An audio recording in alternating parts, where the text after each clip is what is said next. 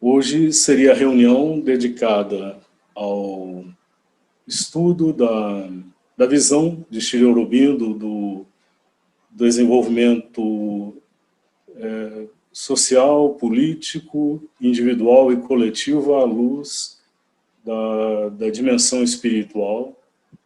Mas, como na verdade já havia anunciado antes, me pareceu relevante, válido, incluir também, nestas reuniões, alguma coisa da visão de Sri Aurobindo e a mãe, da questão da beleza, de que maneira a percepção da beleza, ou esse aspecto da manifestação que nos cerca e da qual somos parte, de que maneira a percepção e a compreensão deste aspecto nos ajuda a uma percepção mais ampla, mais rica e complexa desta realidade. Existe uma frase que, com certa frequência, é citada, atribuída ao escritor russo Dostoiévski, pela frequência e pelas fontes, acredito que seja mesmo de autoria dele, embora não tenha lido no original, mas Dostoiévski teria escrito que a beleza salvará o mundo. A beleza salvará o mundo. Sem o conhecimento do contexto em que ele escreveu, não é possível inferir a abrangência dessa afirmação, que dimensões ele percebeu, incluiu, pressentiu ao escrever isto. Mas, de qualquer maneira, podemos reconhecer, como acontece com frequência com escritores, artistas, eles podem eventualmente ter uma intuição, uma percepção, formulá-la em algum meio, seja pela linguagem escrita, seja pela música, pela poesia ou pelas artes plásticas, que abrange desdobramentos, significados que não são necessariamente, não estão dentro do âmbito da consciência daquele que a formulou, no momento em que a formulou. Ela pode ter múltiplas dimensões, camadas, sentidos que vão além até da própria percepção e intenção do autor ao formular originalmente isso. Então, eu acho que nós podemos trazer algumas percepções de Sri Aurobindo e a mãe que vão nos ajudar a compreender a abrangência que está colocada nessa afirmação e talvez chegarmos à conclusão de que a beleza sozinha, isolada, por si só, talvez não tenha esse poder de transformação, mas ela poderá estar associada a outros poderes, a outros aspectos da manifestação, sendo tão válida e relevante como qualquer um deles.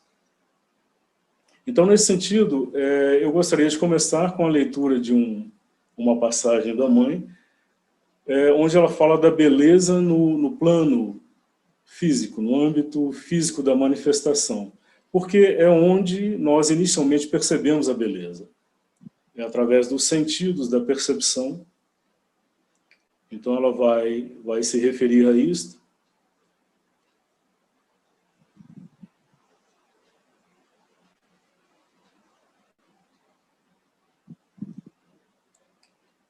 Então ela nos diz: no mundo físico de todas as coisas, é a beleza que melhor expressa o divino. O mundo físico é o mundo da forma. E a perfeição da forma é a beleza. A beleza interpreta, expressa, manifesta o eterno. Seu papel é colocar toda a natureza manifestada em contato com o eterno, através da perfeição da forma, através da harmonia e de um sentido do ideal que só ergue e conduz em direção a algo mais alto.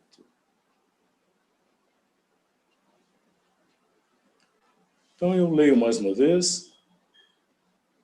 No mundo físico de todas as coisas, é a beleza que melhor expressa o divino. O mundo físico é o mundo da forma, e a perfeição da forma é a beleza. Então, quando vemos em formas bem simples, bem básicas, como a forma de uma gota d'água, ou a forma de um ovo,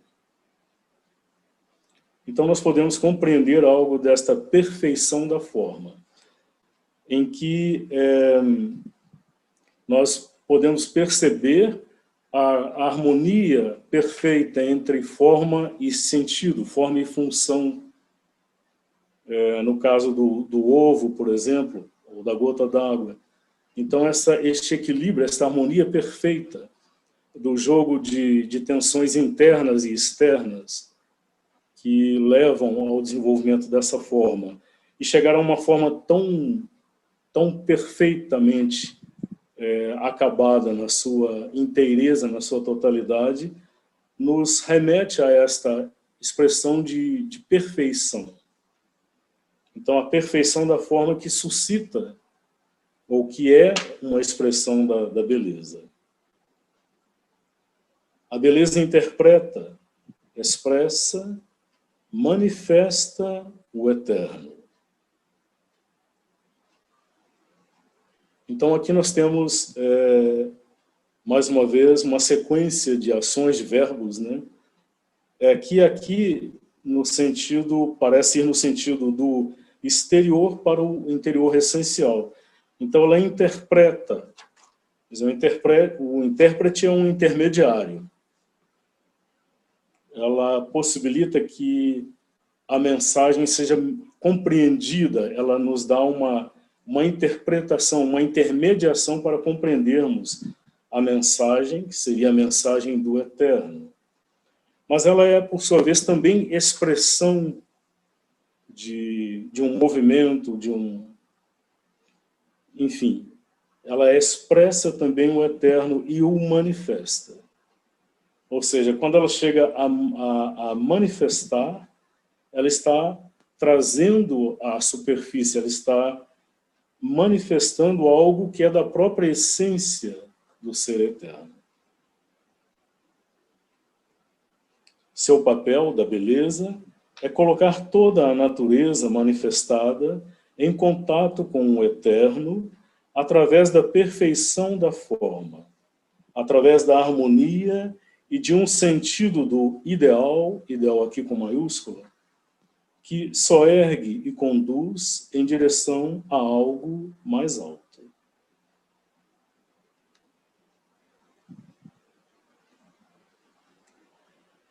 Então, a busca da expressão multifacetada da beleza, a busca da expressão, da perfeição na forma, é uma maneira da natureza dialogar com o eterno, com o Criador, com a essência. Então, à medida em que ela é capaz de manifestar formas mais e mais perfeitas, inteiras na sua simplicidade ou na sua complexidade, mais e mais ela dialoga também com estas potencialidades do eterno que se manifestam através dela. Através da harmonia. A harmonia é sempre este elemento de integração, de conciliação de diferenças, mesmo de oposições, de dualidades, e de um sentido do ideal que só ergue e conduz em direção a algo mais alto. Então, à medida em que ela manifesta de si a beleza, em formas sempre mais complexas e mais sutis, ela vai se aproximando, ela vai como que revelando a si própria algo de uma mensagem que ela pressente, de um ideal que está ainda distante, mas que a convida a se erguer em direção a ele. Aqui nós temos uma antevisão de um desdobramento, de uma dimensão talvez mais abrangente, mais profunda da concepção do que seja beleza, porque isso aqui já aponta para algo que transcende a mera, no sentido de mais exterior, beleza da forma. Então ela aqui já aponta para uma beleza que busca a manifestação de um ideal, de uma ideia. Então aqui nós já estamos adentrando o campo da concepção de vida, o campo, possivelmente o campo ético, o campo moral, e depois nós vamos ouvir da mãe como também nesses aspectos, não só no aspecto estético, mas no aspecto ético, nós vamos encontrar uma expressão também da beleza. Mas isso vai ser numa das nossas próximas reuniões. Hoje nós vamos nos ater mais a este aspecto aqui da manifestação da beleza no plano físico. Mas antes disso, nós vamos ouvir a palavra de Sri Aurobindo, que vai nos descortinar uma dimensão que possivelmente, para mim pelo menos, foi inteiramente nova e de uma forma inesperadamente abrangente e grandiosa do que seja beleza. Então nós vamos nos aproximar a ela com a leitura deste texto de Sri Aurobindo, comentando, se possível, algumas das suas implicações.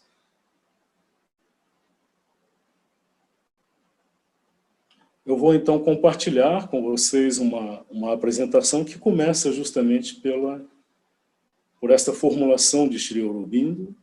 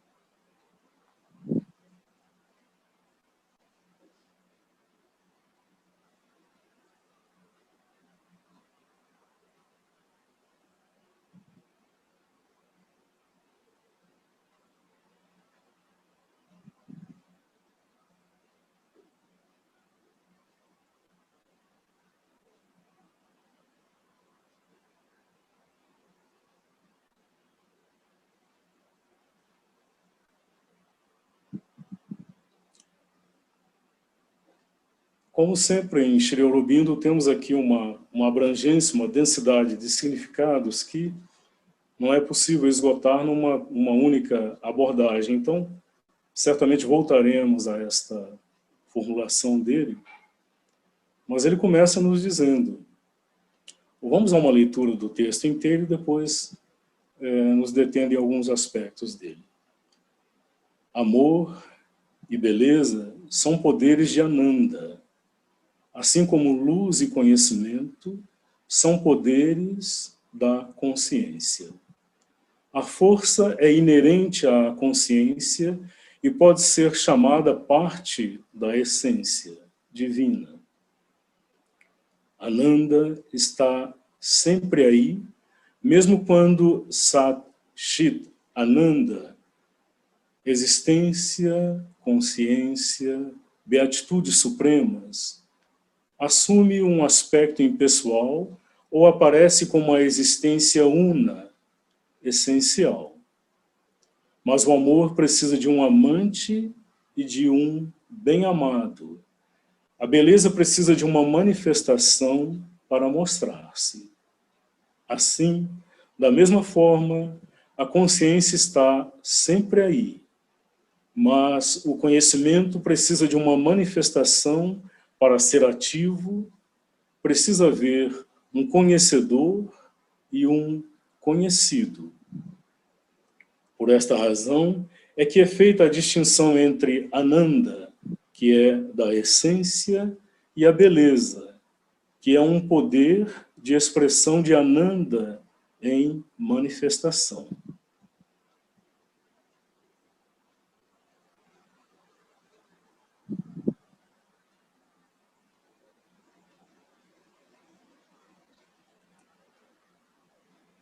Amor e beleza são poderes de Ananda, assim como luz e conhecimento são poderes da consciência.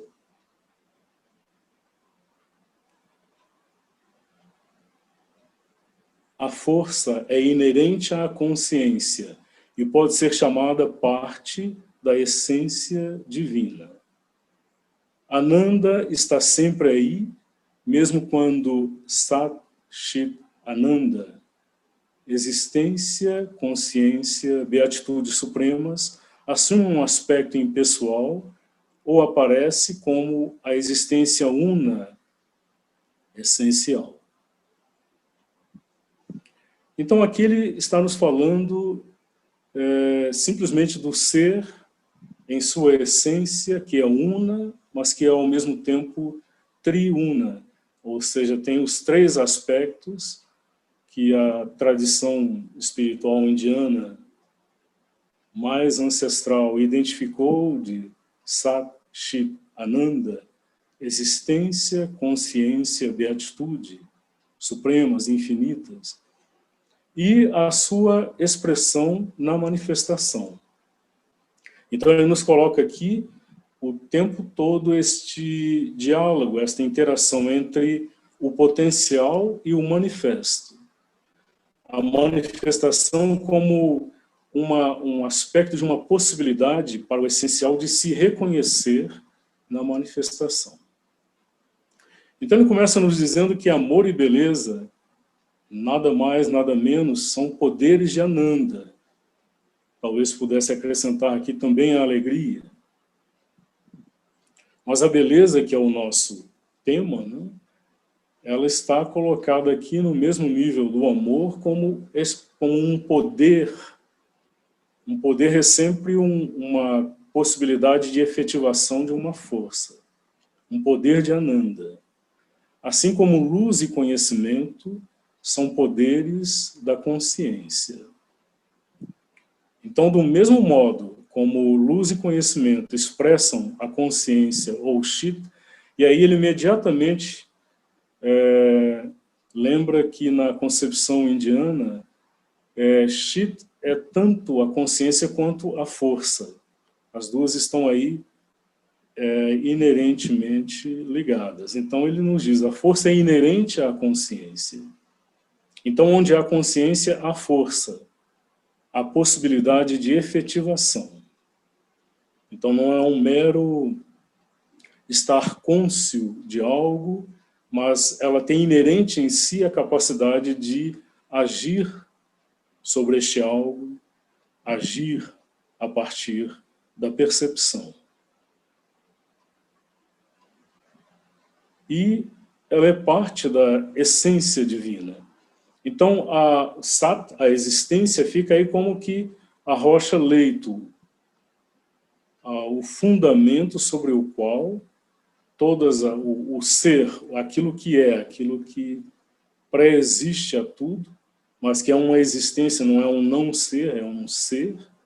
Então, isto, por sua vez, se manifesta, ou possibilita a manifestação dos outros aspectos de consciência e de Ananda. E ele nos diz que Ananda, este aspecto do deleite, de amor, de beleza e alegria, está sempre aí. Mesmo quando Sat Chit Ananda, aqui ele coloca no singular, porque é uma unidade que tem os três aspectos, mas são três que são um só. Quando Sat Chit Ananda assume um aspecto impessoal ou aparece como a existência una, essencial.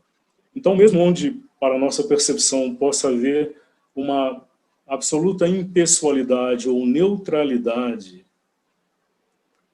como se fosse uma extensão do oceano ou um lago absolutamente imóvel, mas aí está inerente o aspecto da beleza, do amor e da alegria, de Ananda. Mas agora ele entra no aspecto da manifestação. Então ele diz, mas o amor precisa de um amante e de um amado, de um bem amado. Então o amante, o amor se dirige sempre a um outro. Então aqui isso começa a também nos revelar um sentido essencial e profundo da manifestação da existência do outro, dos outros. O amor precisa de um amante, de um bem amado. Aquele que ama e aquele que é amado. Assim como a beleza precisa de uma manifestação para mostrar-se. Então ela possivelmente está lá, latente, com toda a sua miríade, inconcebivelmente inumerável de possibilidades, mas só quando estas possibilidades começam a se manifestar, é que a beleza começa a se revelar. Então este é um sentido da manifestação universal, a revelação dessas potencialidades. Uma delas, a da beleza. Sri Aurobindo prossegue. Assim, da mesma forma, a consciência está sempre aí. Mas o conhecimento precisa de uma manifestação para ser ativo. Precisa haver um conhecedor e um conhecido. Então, no nível da manifestação, da mesma forma como tem de haver um amante e um amado, tem de haver a beleza e o reconhecimento dela em um objeto no qual ela se expressa. Da mesma forma, tem de haver aquele que conhece, ou uma instância que conhece e uma instância que é conhecida. Mais uma vez, este diálogo, esta interação entre dois aspectos. Então, a beleza, possivelmente, ela está aí e ela, na manifestação universal, ela se doa com um aspecto de gratuidade, ou seja, uma flor se abre e revela a sua beleza, o sol nasce e revela a grandeza da aurora, ou o luar, a plenitude de beleza, sem que necessariamente haja um espectador. Essas coisas não procuram primeiro saber se há uma plateia para que então possam subir ao palco.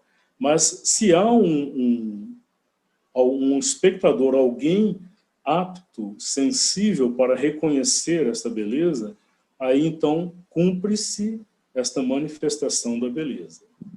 É parte de um jogo, de uma gratuidade que não precisaria da exteriorização, mas quis fazê-lo pela alegria da manifestação. E aquele que pode reconhecer na manifestação a beleza é amplamente gratificado, planificado por este reconhecimento. Mas é claro que tem de haver um desenvolvimento da sensibilidade. Tem de haver uma sensibilidade que ainda não tenha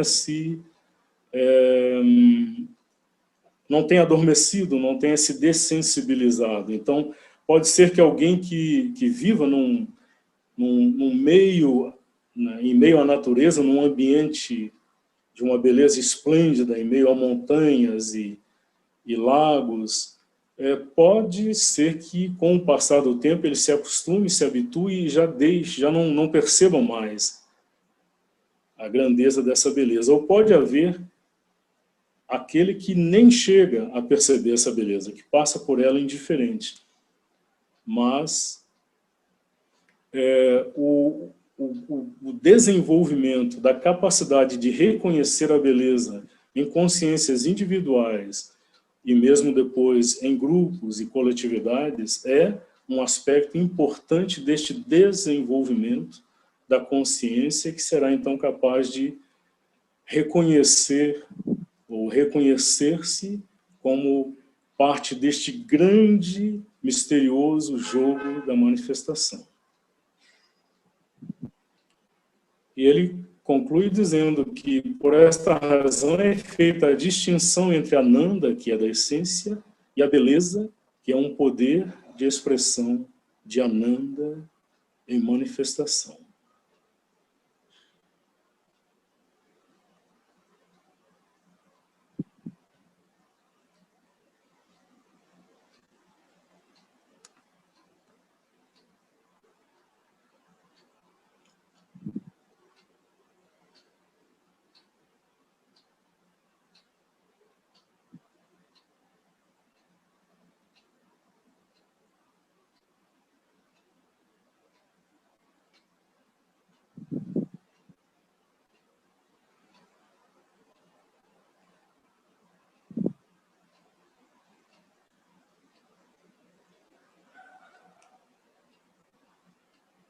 A beleza é a homenagem que a natureza presta ao Mestre Supremo do Universo.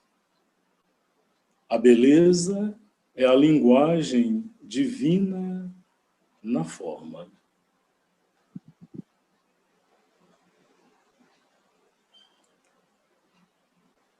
A beleza é a homenagem que a natureza presta ao Mestre Supremo do Universo. A beleza é a linguagem divina na forma.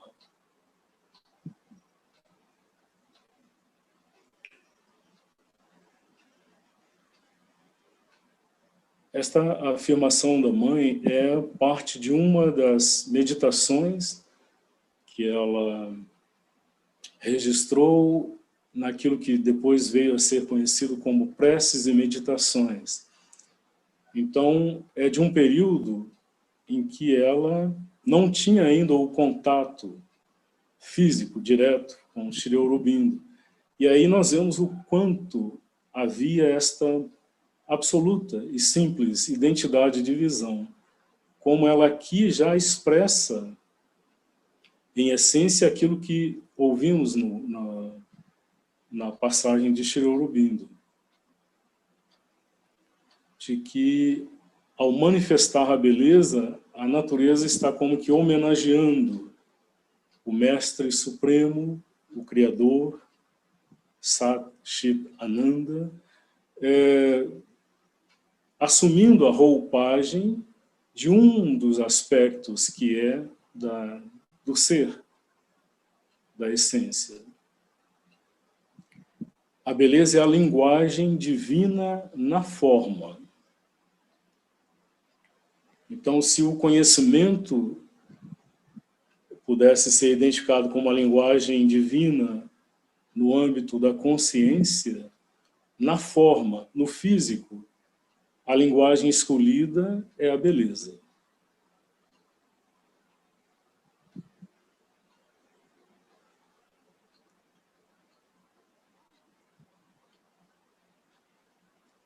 Então, como ela nos fala aqui desta linguagem divina na forma, como sendo a beleza como esta linguagem, eu gostaria de convidá-los a acompanhar, contemplar e vivenciar uma sequência de imagens que foram escolhidas, umas poucas imagens entre a infinidade de aspectos de expressão desta linguagem.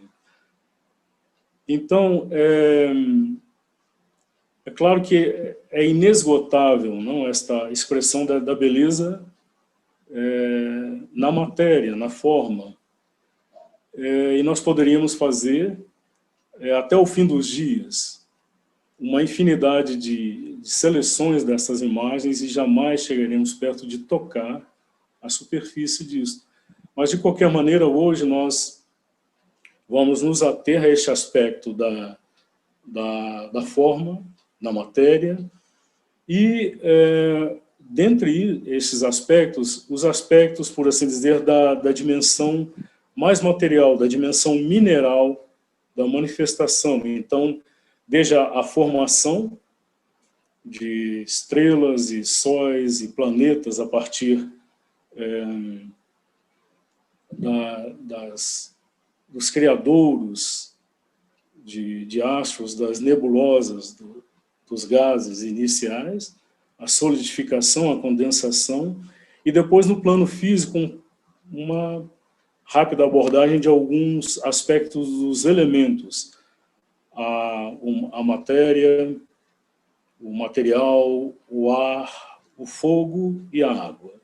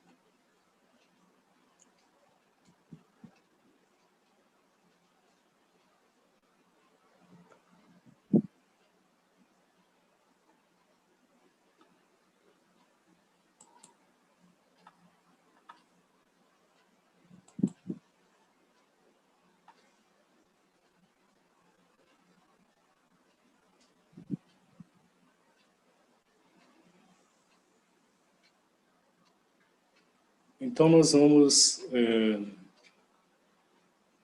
prosseguir agora com a continuação, na verdade, daquele capítulo que havíamos começado na reunião anterior, de Sri Aurobindo nos falando sobre a lei ideal do desenvolvimento social. Então aqui vamos voltar a estar diante deste aspecto, né, central da manifestação, que é a manifestação individualizada, o indivíduo humano e a sua interação, ou as múltiplas formas de interação e de manifestação possíveis com a expressão, a formação e o desenvolvimento da consciência coletiva e social.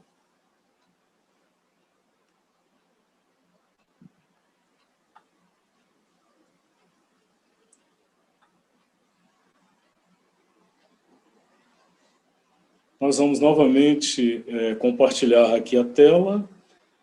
Vamos voltar um pouco a uma concepção que foi abordada na reunião anterior para fazer com ela o elo e a ligação e a passagem para o que vamos considerar hoje.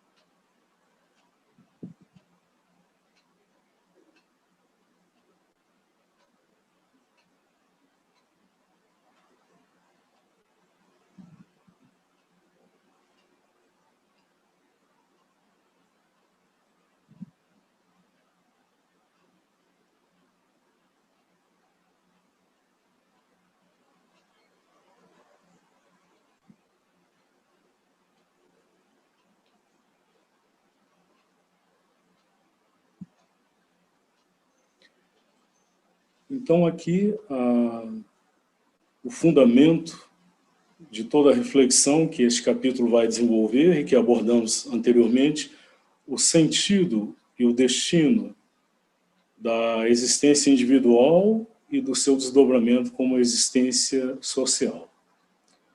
Chegar através da mente e além da mente ao self, o espírito que se expressa em toda a natureza e fazendo-se um com ele em seu ser, sua força, sua consciência, sua vontade, seu conhecimento, possuir a um só tempo, de forma humana e divina, tanto a si próprio como o mundo, de acordo com a lei e natureza da existência humana, cumprida em Deus e cumprindo Deus no mundo. Esse é o destino do homem e o objetivo de sua existência individual e social.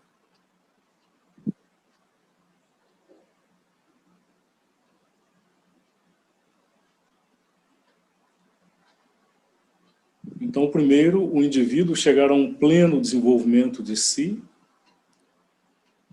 pleno desenvolvimento da mente e, a partir daí, ao que está além dela, a mente abrindo-se ao que está além, ao self, ao espírito, o qual, por sua vez, se expressa em toda a natureza. E, num movimento de identificação voluntária, a consciência individual unificando-se a este self, a esse espírito, e assim assumindo a sua força, sua consciência, sua vontade, seu conhecimento, e assim chegar a uma posse, a uma fruição, tanto como ser humano, como ser integrado ao mundo e a todas as possibilidades de relação com este mundo e com a coletividade humana, como de uma forma divina, como sendo uma expressão, um instrumento da manifestação de toda a potencialidade espiritual, de acordo com a lei e a natureza da existência humana, cumprida em Deus e cumprindo Deus no mundo. Aqui Deus, de certa forma, remete a esta concepção religiosa, mas é importante lembrar, como ouvimos antes, quando ele se refere ao ser divino, à essência divina, ele pressupõe aquelas potencialidades, os aspectos de Satchitananda, de existência, de consciência, de deleite, de beatitude. Então, cumprir Deus é cumprir e realizar em si e, como instrumento desta essência no mundo, algo ou muito dessas potencialidades. Então, para isto, este é o objetivo da existência individual e social, ou seja, o indivíduo, a consciência individual, por assim dizer, foi manifestada como potencialidade para esta finalidade, e este é o destino, ou seja, a realização daquilo que presentemente ainda não realizamos, que permanece ainda só como um potencial individual e social.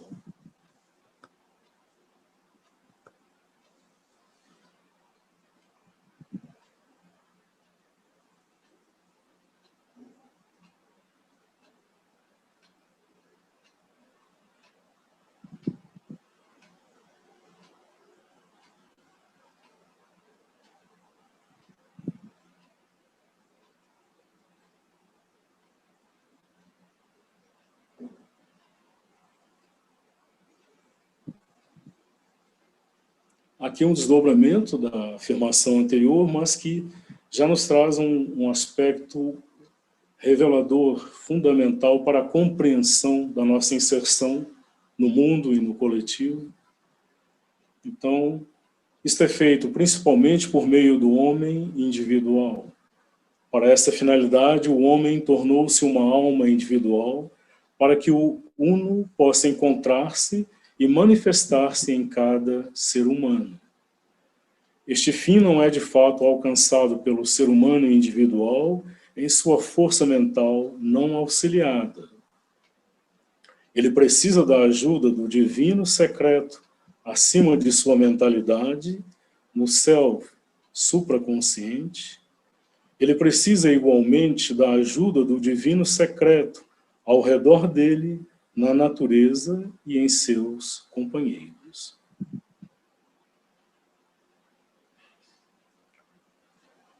Retomando, isto é feito principalmente por meio do homem individual. Para essa finalidade, o homem tornou-se uma alma individual para que o uno possa encontrar-se e manifestar-se em cada ser humano.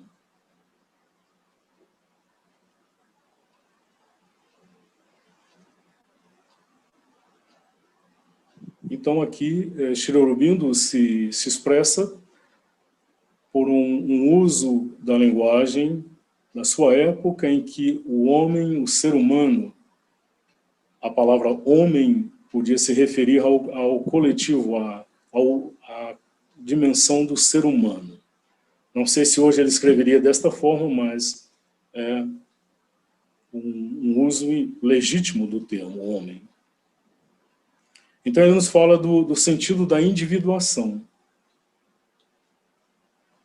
Porque entre as múltiplas possibilidades que aquele que se manifestou poderia escolher, não necessariamente teria que haver esta da individuação, mas nessa manifestação foi escolhido assim para que o uno, aquele que é um só na essência, possa encontrar-se e manifestar-se em cada ser humano.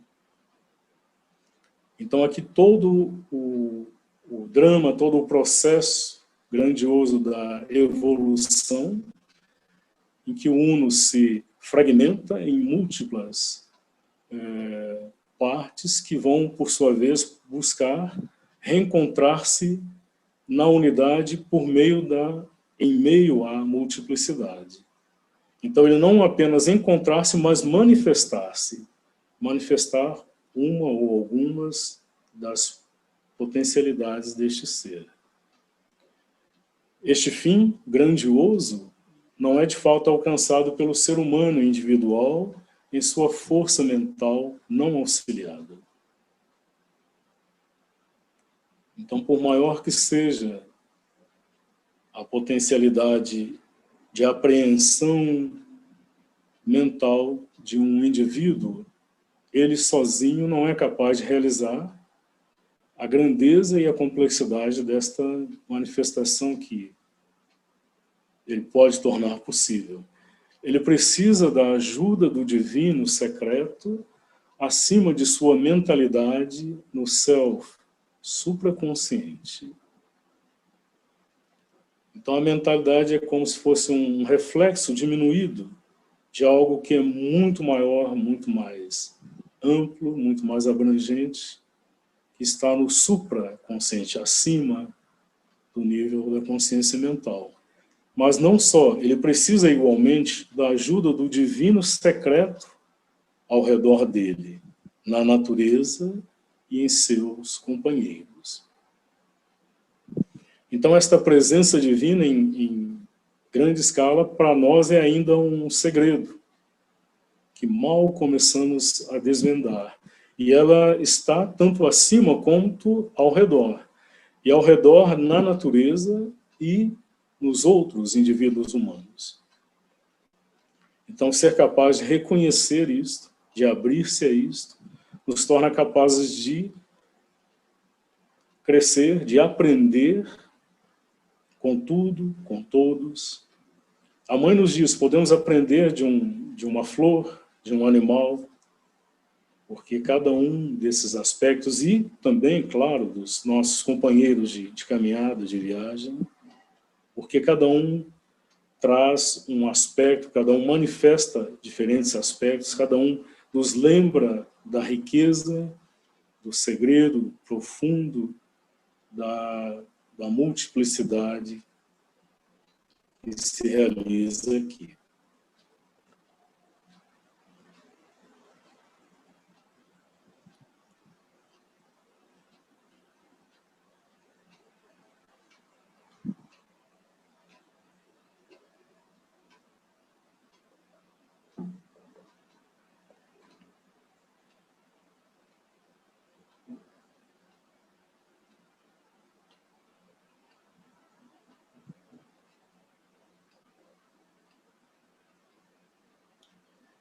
Nem realiza ele seu destino como o homem individual, pelo bem da alma individual somente.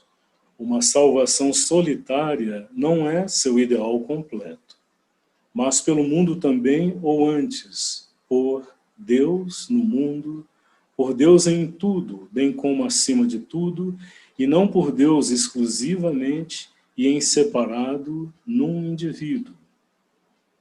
E ele realiza isto pela pressão, não realmente de sua vontade individual separada, mas da vontade universal em seu movimento em direção à meta de seus ciclos.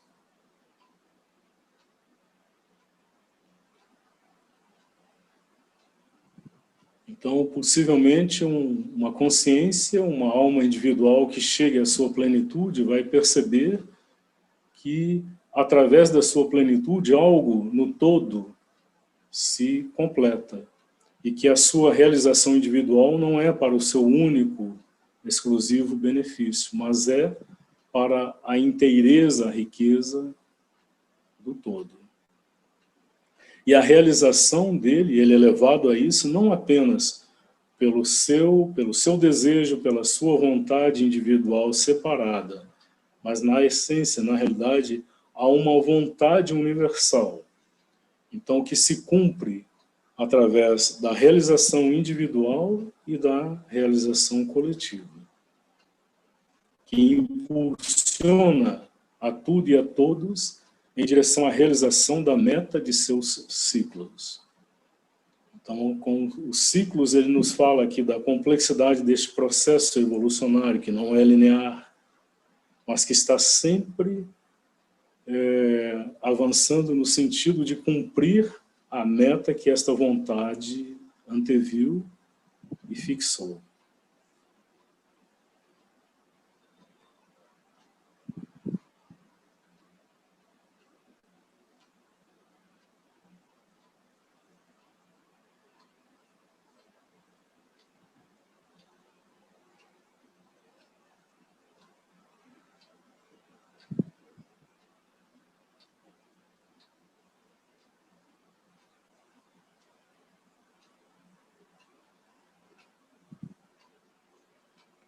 O objetivo de toda a sociedade deveria ser, por conseguinte, e deve tornar-se, à medida que o homem se torna consciente de seu ser, natureza e destino reais, e não como agora, de uma parte somente disso, primeiro prover as condições de vida e crescimento, por meio das quais cada homem individual, segundo sua capacidade, e a raça, por meio do crescimento de seus indivíduos, possa realizar sua jornada rumo a esta perfeição divina. Então, aqui foi onde chegamos na nossa reunião anterior sobre este tema, e aqui ele nos dá essa visão magnífica, né, de uma beleza, de uma profundidade, de um sentido do objetivo da sociedade, que é não só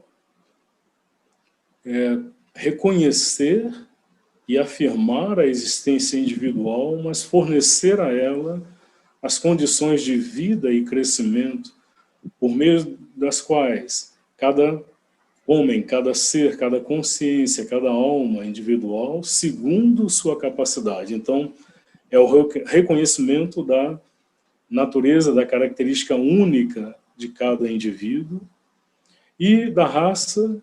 Como raça, ele, quando usa o termo raça, ele está se referindo sempre à totalidade da humanidade, que também vai crescer e se desenvolver por meio do crescimento de seus indivíduos, possa realizar sua jornada rumo a esta perfeição divina. Então é claro que esta antevisão desta sociedade que compreende, aceita e afirma desta maneira o direito e as possibilidades da vida individual é ainda uma realidade distante. Talvez tenhamos algumas sociedades em que alguns desenvolvimentos apontem nessa direção, mas como um todo é ainda muito distante da nossa realidade,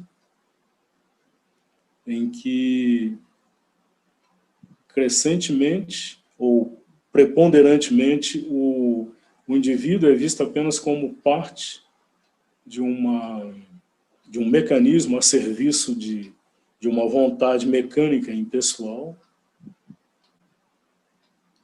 em que esse direito de desenvolvimento é não só ignorado, mas frequentemente, voluntariamente negado. Então ainda estamos distante disso, mas isso não quer dizer que não seja legítimo. Ele nos aponta isso como sendo o desdobramento lógico de todo este fundamento espiritual para o qual ele nos aponta e que rege toda essa manifestação humana, individual e coletiva.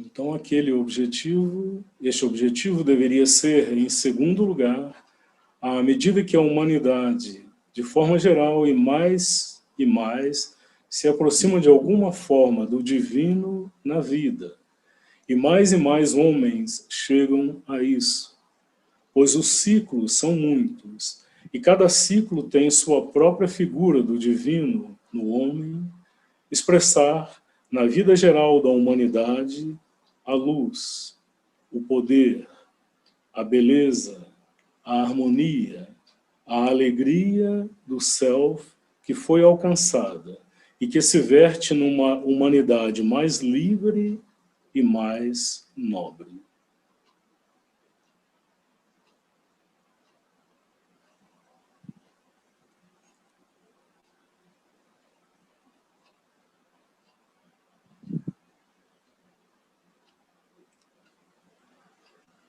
Então ele nos oferece esta antevisão baseada na lógica daquilo que fundamentou a manifestação que chegou a esta forma humana de consciência individualizada e que vai se reunindo em agregados coletivos mais e mais complexos, nações, coletividades, nações, a humanidade como um todo, teria este objetivo de expressar na vida geral da humanidade a luz, o poder, a beleza, a harmonia, a alegria do self que foi alcançada e que se verte numa humanidade mais livre e mais nobre.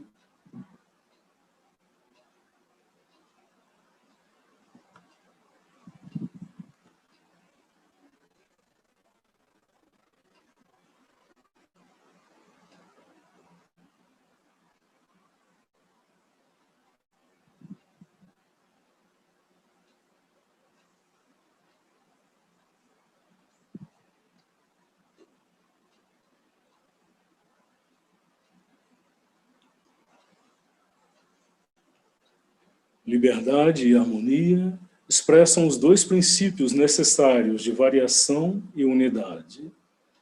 Liberdade do indivíduo, do grupo, da raça, harmonia coordenada das forças do indivíduo e dos esforços de todos os indivíduos no grupo, de todos os grupos na raça, de todas as raças na espécie. E estas são as duas condições de progresso saudável e chegada bem-sucedida.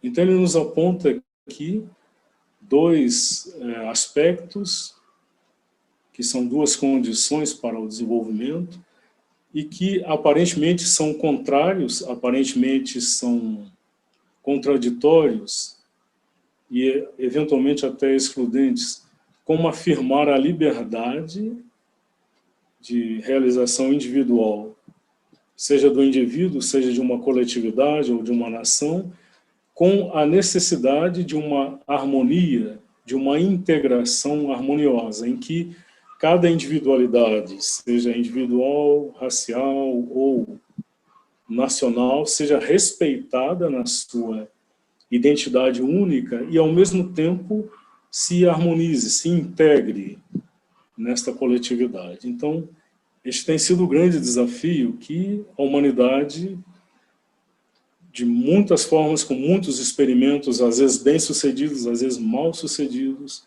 vem tentando superar, vem tentando resolver, compreender e resolver.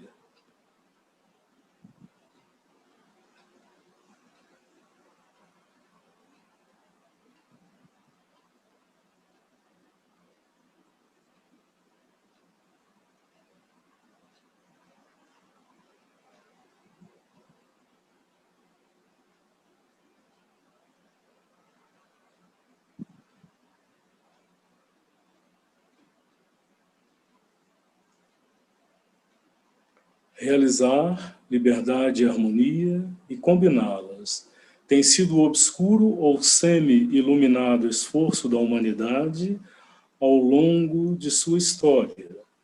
Uma tarefa de fato difícil e muito imperfeitamente antevista e buscada, de forma por demais desastrada e mecânica pela razão e pelos desejos, para ser alcançada de forma satisfatória até que o homem cresça por meio de autoconhecimento e automaestria, até a possessão de uma unidade espiritual e psíquica com seus companheiros.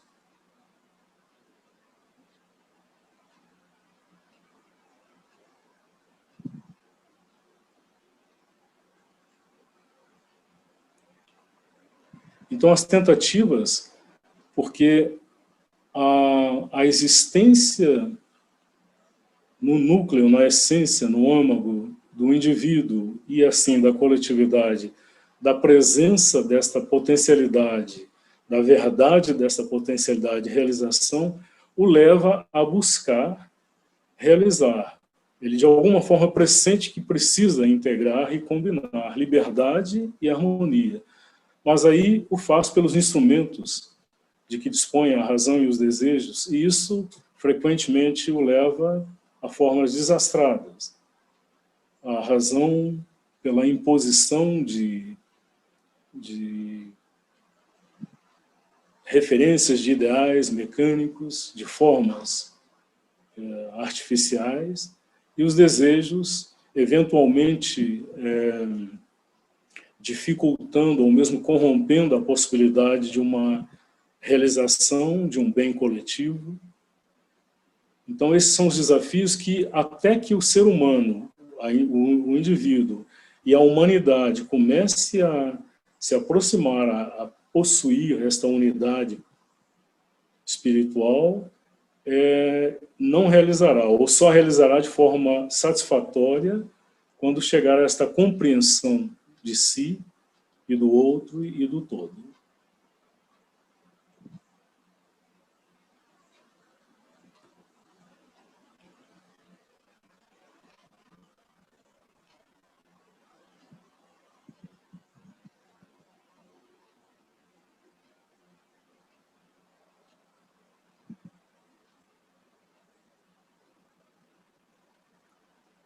À medida que realizarmos mais e mais as corretas condições, nós viajaremos de maneira mais luminosa e espontânea em direção à nossa meta.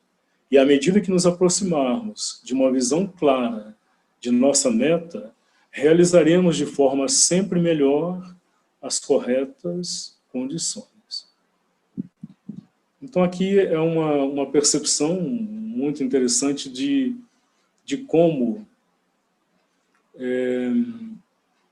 essas potencialidades, à medida em que se realizam, elas vão se afirmando mutuamente. Então, quanto mais realizarmos, mais e mais, à medida em que progressivamente formos percebendo, identificando em nós mesmos estes princípios que possibilitam a harmonização, a integração da liberdade e do bem comum. Então, estaremos nos aproximando da meta. E à medida em que temos uma visão mais clara da meta, então isso vai nos dar elementos para realizar de forma sempre melhor as condições. Ou seja, à medida em que... Primeiro vamos, como que por um pressentimento, um impulso mais ou menos consciente, vamos nos aproximando disso, mas à medida em que vemos e compreendemos o sentido dessa realização, isso nos dá elementos para cumprirmos aquelas condições, ou seja, o sentido e o papel da consciência. Então, termos consciência do que é isso, do que significa, ou dos fundamentos dessa realidade, nos dá elementos não apenas da percepção, da compreensão, mas da realização das condições para o cumprimento desta unidade, desta harmonia.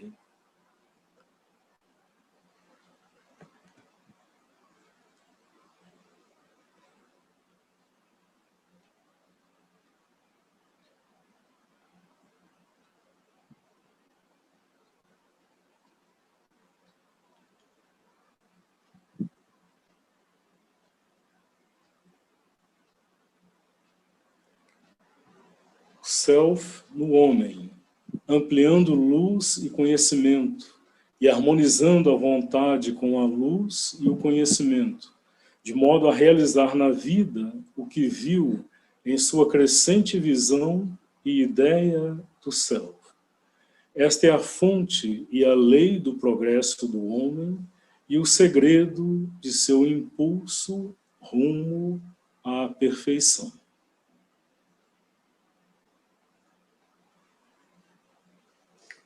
Então não haveria nenhum impulso rumo à perfeição naquilo que é falho, que é imperfeito, se não houvesse em alguma dimensão dele a presença da perfeição.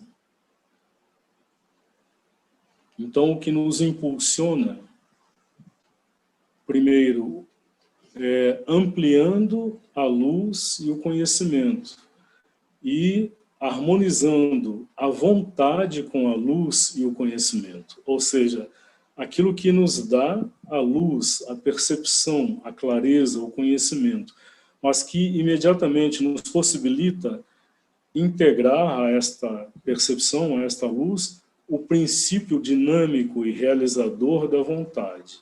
Ou seja, que fique não só na visão, na percepção, mas que instrumentaliza a possibilidade da realização, de modo a realizar na vida o que viu em sua crescente visão e ideia do Self.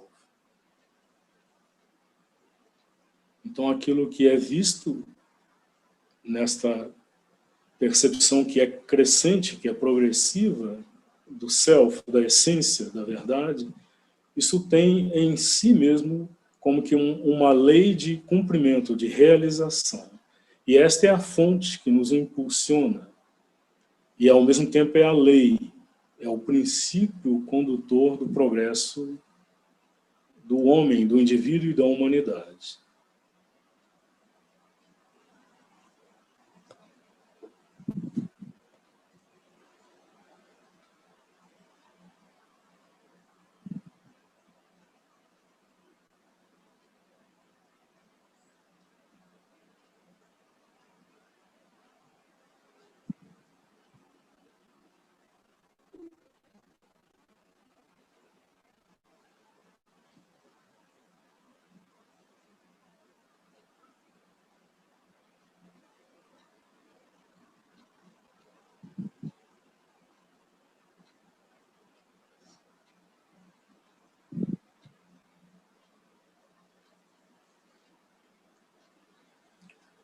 A humanidade sobre a Terra é uma autoexpressão maior do ser universal em sua cósmica auto-revelação. Ela expressa, sob as condições do mundo terrestre que habita, o poder mental da existência universal. A humanidade inteira é una em sua natureza física, vital, emocional, mental, e sempre o foi, a despeito de todas as diferenças de desenvolvimento intelectual, desde a pobreza do bosquímano e do negroide até as ricas culturas da Ásia e da Europa, e a raça inteira tem, como a totalidade humana, um só destino que ela procura e do qual crescentemente se aproxima, nos ciclos de progressão e retrocesso que ela descreve através dos incontáveis milênios de sua história.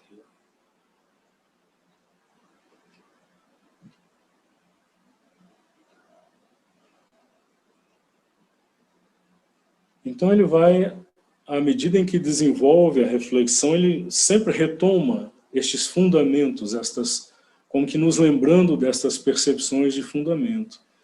Então esta primeira afirmação é uma delas.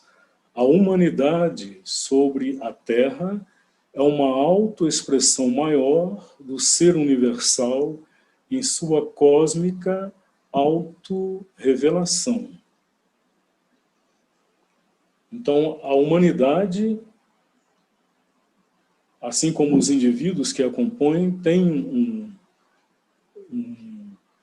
representam uma autoexpressão não secundária, mas maior, significativa, central do ser universal em sua cósmica autorrevelação. Então aqui voltamos àquela visão de Sri Aurobindo, não, de que toda a evolução tem como protagonista a consciência que se autodescobre, que se recupera, que se redescobre e que se autorrevela e manifesta a partir de um movimento inicial de involução. Então, neste grande, imenso movimento, a humanidade é uma expressão significativa, uma coletividade de consciências, de seres autoconscientes e que podem assumir um papel de coadjuvantes neste grande movimento. Ela, a humanidade, expressa, sob as condições do mundo terrestre que habita, o poder mental da existência universal. Então, o grande diferencial distintivo do ser humano em relação às formas que a evolução assumiu antes dele é a expressão do poder mental, já que, em termos de força, de habilidade, de determinadas capacidades específicas, determinados animais são até mais equipados, melhor instrumentalizados do que o humano. Mas no ser humano, o grande diferencial dele é a expressão do poder mental da existência universal. Ou seja, através do ser humano, uma dimensão inteira deste ser em sua progressiva automanifestação se fez presente na Terra. A humanidade inteira é una em sua natureza física, vital, emocional, faltou uma vírgula aqui, mental, e sempre o foi, a despeito de todas as diferenças de desenvolvimento intelectual, desde a pobreza do bosquímano e do negroide, até as ricas culturas da Ásia e da Europa.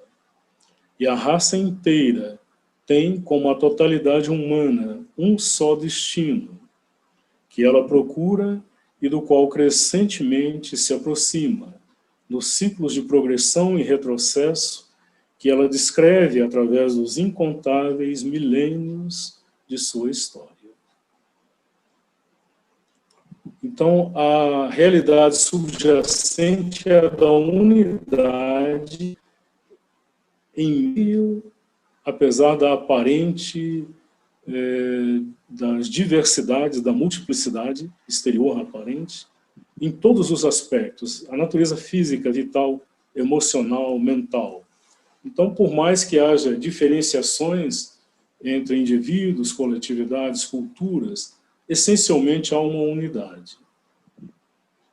Então nem precisamos mencionar essa unidade no nível físico, ou seja, todo ser humano é equipado com um organismo corpóreo basicamente similar, quer dizer, todos têm os mesmos órgãos de sentidos, o mesmo funcionamento orgânico, enfim.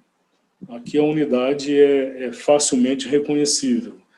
Nos níveis vital, emocional e mental, surgem diferenciações que poderiam aparentemente apontar para ou que apontam para uma diferenciação, mas que não anula esta unidade essencial. Ela é e sempre o foi. Então aqui ele volta a olhar para o passado e ver esse panorama do desenvolvimento intelectual, já que a humanidade é esta expressão do poder mental na manifestação. Então, desde as primeiras expressões mais ainda pobres, mais toscas, mais rudimentares, das primeiras culturas que surgiram e que, do ponto de vista do desenvolvimento intelectual, ficam muito aquém, são muito mais elementares e primárias do que os desenvolvimentos intelectuais, culturais, que culturas alcançaram na Ásia e na Europa. Então, se olharmos, por exemplo, o desenvolvimento da cultura na Grécia, do pensamento, da cultura e da arte ancestral nas culturas da Ásia, do Oriente,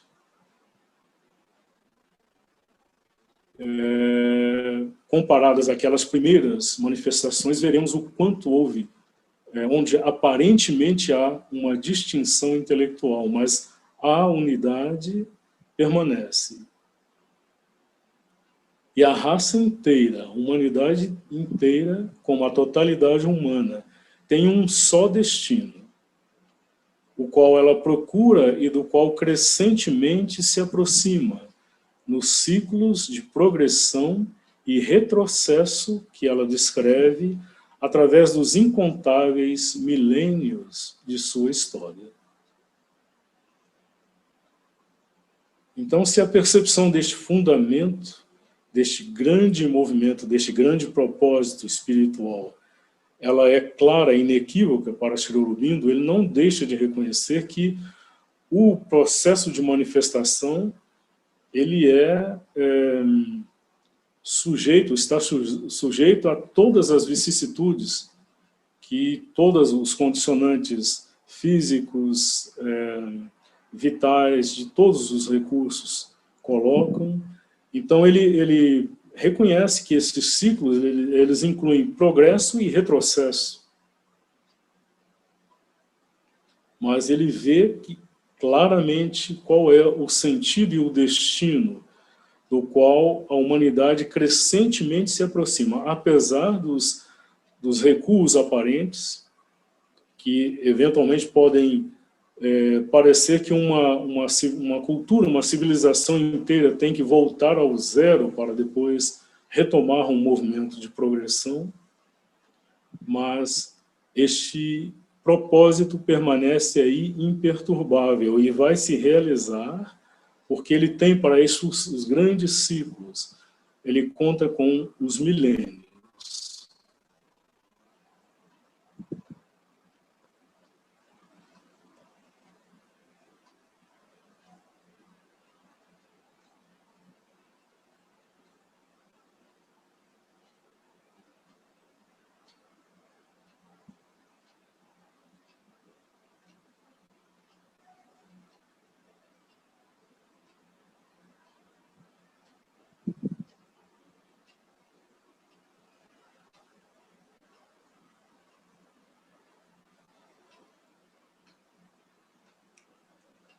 Nada que qualquer raça individual ou nação possa triunfantemente realizar, nenhuma vitória de seu autoengrandecimento, iluminação, realização intelectual ou maestria sobre o ambiente tem qualquer significado ou valor permanente, exceto na medida que acrescenta ou recupera ou preserva algo para esta marcha humana. O objetivo que a escritura indiana antiga nos oferece, como sendo o real objetivo de toda a ação humana, Loka Samgraha, o manter unida a raça em sua evolução cíclica, é o sentido constante, quer o saibamos ou não, da soma de suas atividades.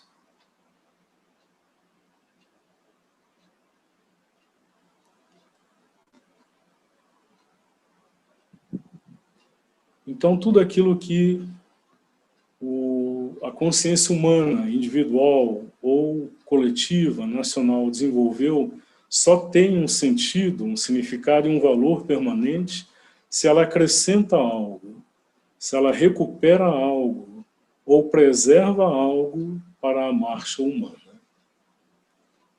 Seria interessante aprofundar estes verbos, não acrescenta, recupera ou preserva.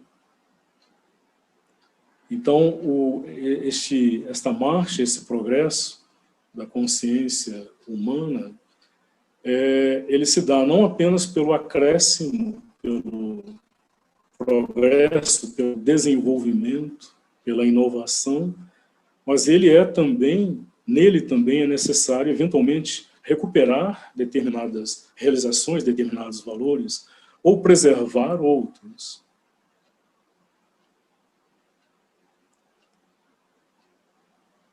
Então, lembra algo daquela trindade indiana, não? Em que temos um princípio criador, um princípio que destrói e um princípio que preserva.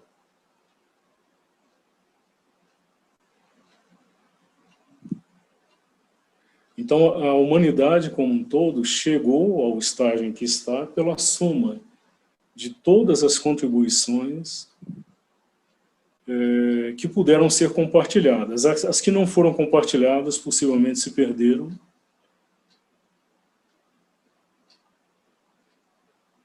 Cumpriram um determinado objetivo, um determinado sentido, mas não chegaram a acrescentar ao desenvolvimento da consciência humana.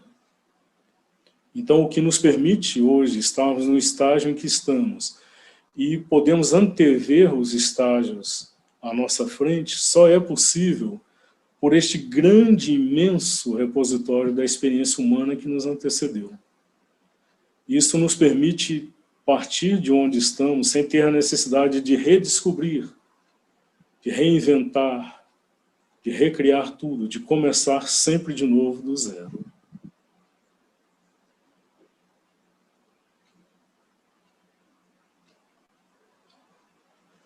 Então já a percepção da visão espiritual indiana nos oferecia como o real objetivo de toda a ação humana manter unida a raça em sua evolução cíclica. Aqueles que têm essa visão podem reconhecer que este é o real objetivo.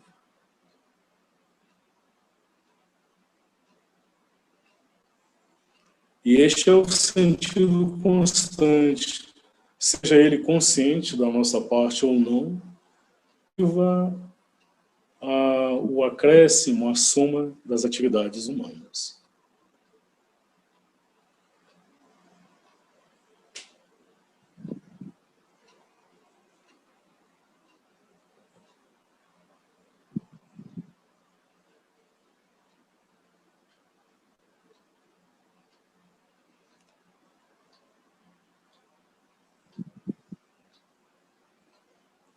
Este capítulo vai se desdobrar, então esta era a seleção que tínhamos hoje, mas pode ser que esteja e está presente para nós pela premência, não, com que a realidade do momento se coloca diante de nós, como que é exigir uma resposta do indivíduo e da coletividade, da nação, da humanidade. Então, o sentido destas reflexões Mas talvez esteja, ou fique claro, já está implícito aí, não, que ele nos afirmou como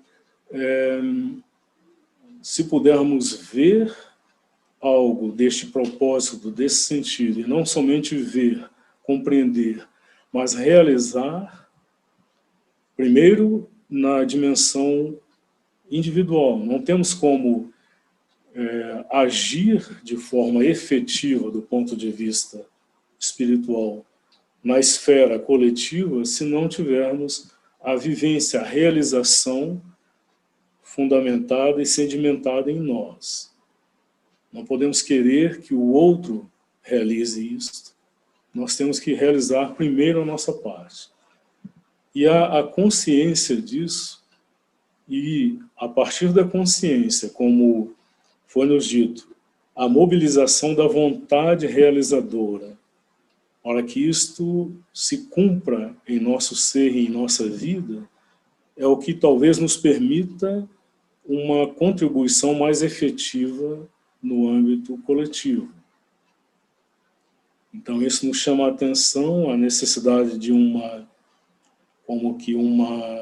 serenidade de avaliação do momento, deste espelho brutal que está sendo colocado diante da humanidade neste momento, como talvez seja o espelho inverso dessas potencialidades que estão aí para serem realizadas e que vai nos permitir uma instrumentalização em nós mesmos que possa nos possibilitar, mostrar com clareza qual é a nossa forma de inserção e ação neste coletivo.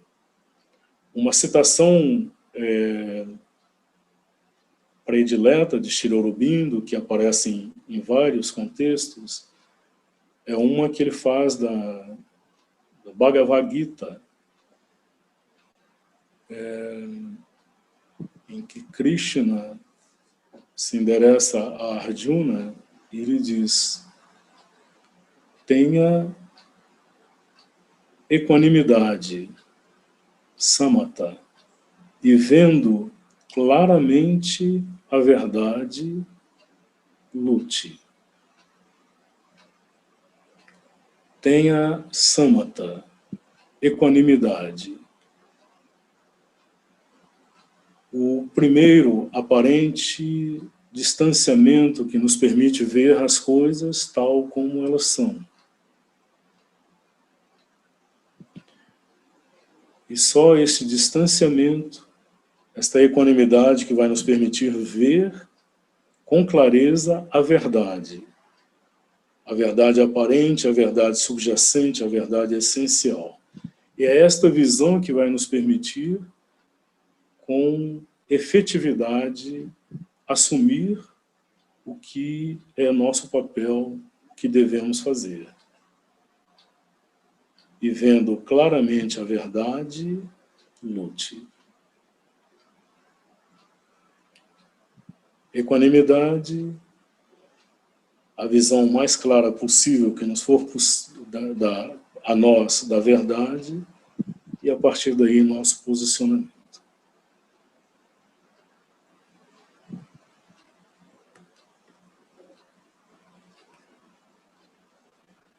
Nos próximos capítulos, ele vai continuar nos oferecendo essa visão sempre mais abrangente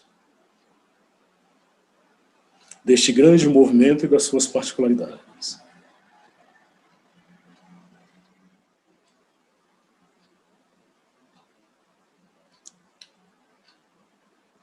Bom, esta foi a seleção de hoje. Espero que os comentários tenham ajudado a clarear alguns aspectos dela, mas a seleção, os textos falam por si, eles vão estar naturalmente disponíveis para quem quiser depois aprofundar a reflexão a partir deles. Então,